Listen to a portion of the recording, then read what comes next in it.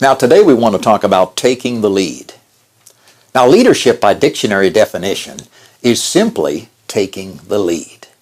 And to lead, again by dictionary definition, is to guide, to march ahead of, to go before as a guide, or to show the way. So really when you look at these phrases, you understand that to lead is to go before or show the way, to go even if no one else is coming, you go.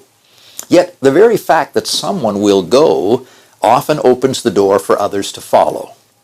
Most of this world is waiting for someone to go, to initiate. Now, when we were new in the Philippines, Dini and I discovered something very interesting about Philippine culture. Well, first let me describe to you what we were doing at the time. We were invited by the pastor of Union Church of Makati to conduct a marriage retreat. And we'd done this many times before, so we accepted. And in our past marriage retreats, we would take couples through a process of several evaluations, and one of which was a personality survey. And this was based on the four major personality profiles known as a choleric, a sanguine, a melancholy, or a phlegmatic. And of course there's mixtures of all of those. And of course today there's many such surveys, different kinds out there. Well, before we conducted the survey, we gave a detailed explanation of the characteristics of each personality type. Now, we've done this numbers of times in the past, but never before in the Philippines. And what we discovered was a huge shift in personality composition between the West and the East, or the West and the Philippines. See, in the West, there are a significant higher number of choleric personalities. In our Philippine context, the percentage of cholerics was very small. Now, what are cholerics? Cholerics are normally the initiators, the forward people, the pushers, the takeover personalities, those kind of people. You know, we got them all over the place. Well, often these people, by virtue of their personality, are asked to be or promoted as leaders. Well, to be clear today, personality alone does not guarantee success as a leader. You may be an initiator by personality, yet that doesn't make you a leader, or definitely doesn't necessarily make you an effective leader.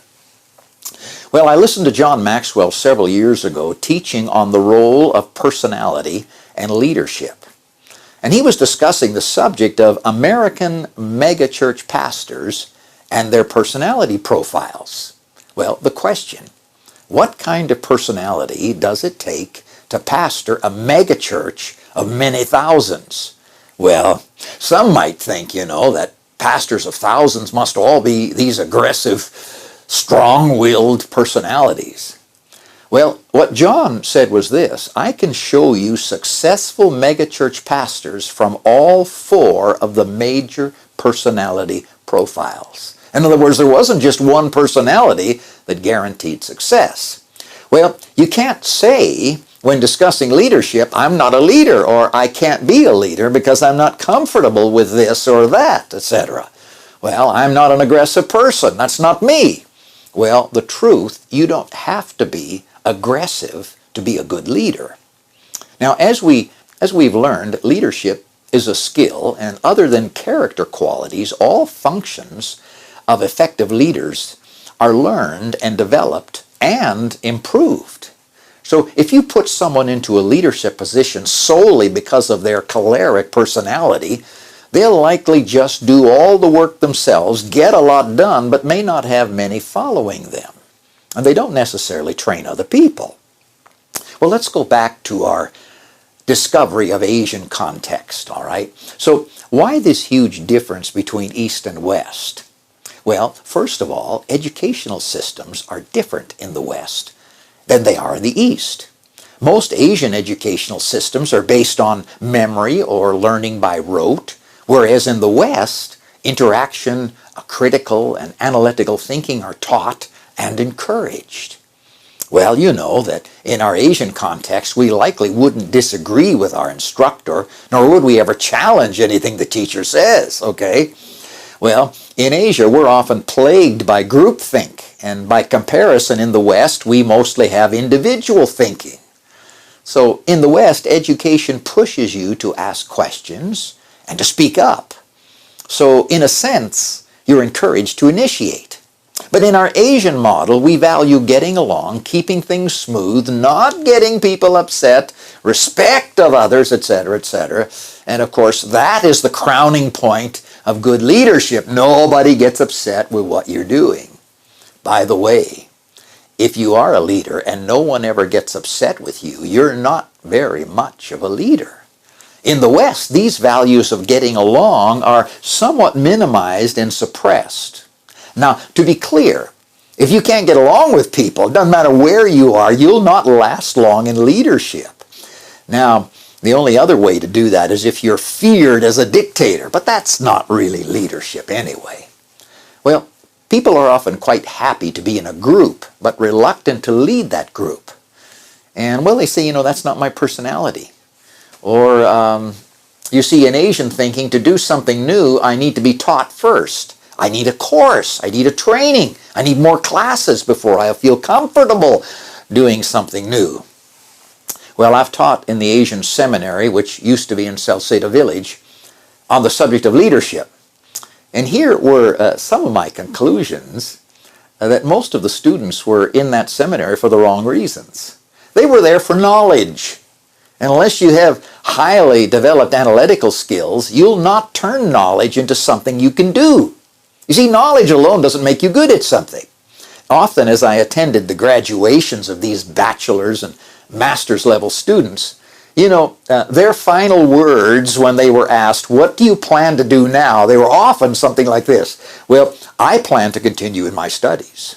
Rarely did I hear, I'm graduating, I'm going to plant a church, I'll open a ministry, I plan to build something. Mostly, I plan to learn more. I've known people who have taken every course and training they can find in the city related to ministry. And if they could find another, they would go. Now, I've got nothing against knowledge, but no amount of knowledge will automatically turn into skills, nor will that make you a good leader. Skills always come by copying someone else's effective behavior and personalizing it, or figuring out how to do something and then doing it. And skills often involve experimentation. Try and learn and try and learn and fail and try and learn. That's how good skills are often developed. And that's how most people become good at something. Now, I wish someone had taught me that when I was young. I'd have started or tried a lot more things. Now, do you want to make a difference for God? Well, the greatest contributions to the kingdom work are made by kingdom leaders. This school of ministry is under the heading DEL, Developing Effective Leaders.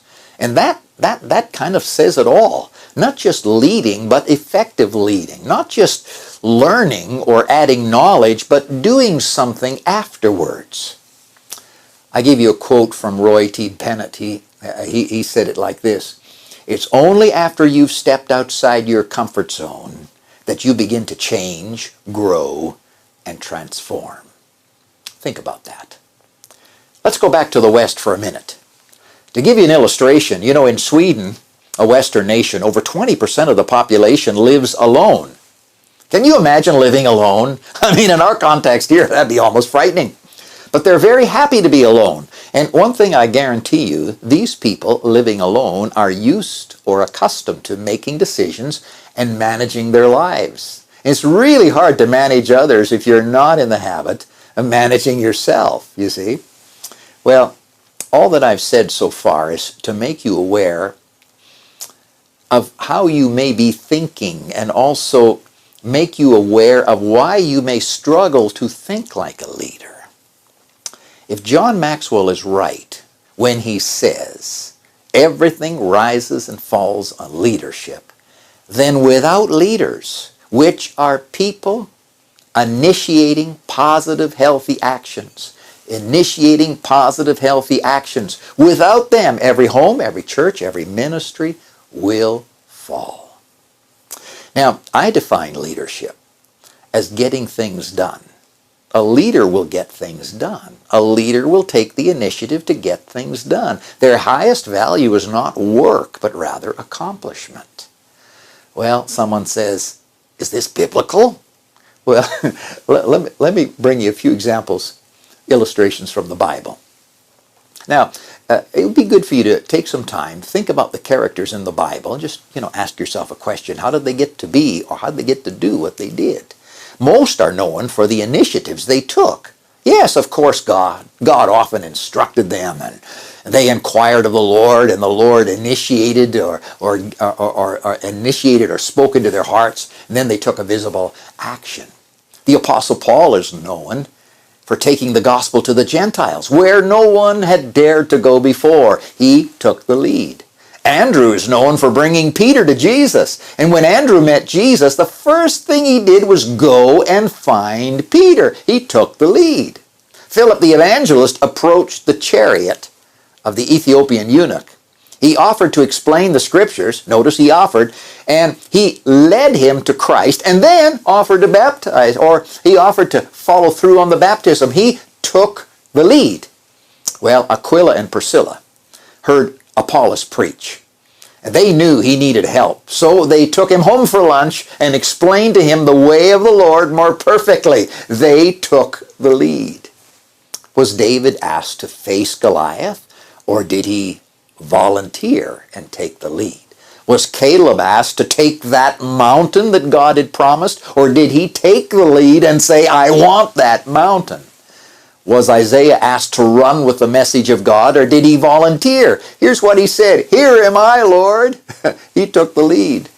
Now we could go on and on and on and see so many other illustrations of this. Now you may be a good, obedient follower, but can you now become a good, obedient leader? Leaders are all thinkers. Now I wouldn't want to follow someone who will not think for themselves. Now, this may take some discipline. It's so much easier to ask someone else to tell you what to do rather than to think it through, or to pray it through, or to decide on your own. I mean, this doesn't mean that you'll never take advice nor consider options. Okay, but what if I make a mistake? Well, so you make a mistake. Now what? Well, you keep going. Mistakes are a sign of effort. The one who does nothing and makes few mistakes, but accomplishes even less. Nothing, nothing, and nothing. The one who does something does make mistakes, but if he or she is half smart, they learn never to waste a mistake. They learn something from it for tomorrow. They don't cry too much about it. They maybe take responsibility, fix things up a bit, and then they get going again. Well, where to start learning how to take a lead? It's very simple. Number one, lead your own life. Take personal initiatives. Set some goals in your own life. Take responsibility for your own spirituality, your growth, and your skills. Then complete them on your own. Practice leadership with yourself, then with others. 2, find a need and fill it. Identify a need. Write down possible options to meet that need. If it is greater than you can do alone, enlist some people to help. Be enthusiastic. Turn this into small step-by-step goals, or write a plan and start. Number 3, accept an assignment joyfully. Leaders don't complain about assignments. They love a challenge. All the rewards are enjoyed after completing a challenge. If you never complete a challenge, you never have any rewards. Never let your first thoughts ever be, I don't know how to do that. Well, so what? You're not stupid, are you? Of course not. Well, I don't know where to start. Well, start by defining the finished product over here and work your way backwards to where you are now. Step, step, step, step to there. Number 4, consider starting something no one has ever done before in a way that no one has ever done it before. You know, who says the way it has been done is the best? You see, if the mission is noble and just, and if the vision is godly, and if it's for the glory of God, and if it grows the kingdom and the local church, then do it. Ignore all the critics. Because normally the critics are not doing anything. That's why they have so much time to criticize. Well, I give you a quote from George Eliot, who said years ago, "It will never rain roses.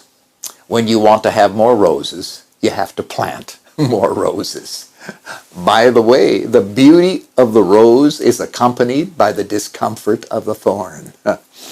Lastly, I give you a quote from Theodore Roosevelt, and he put it this way: "It is not often that a man, or woman, can make opportunities for themselves. But he can put himself in such a shape or such a place that when or if the opportunities come, he is ready. He is ready to take the lead." Well, will you take the lead? You see, taking the lead, taking the initiative, is where leadership really starts.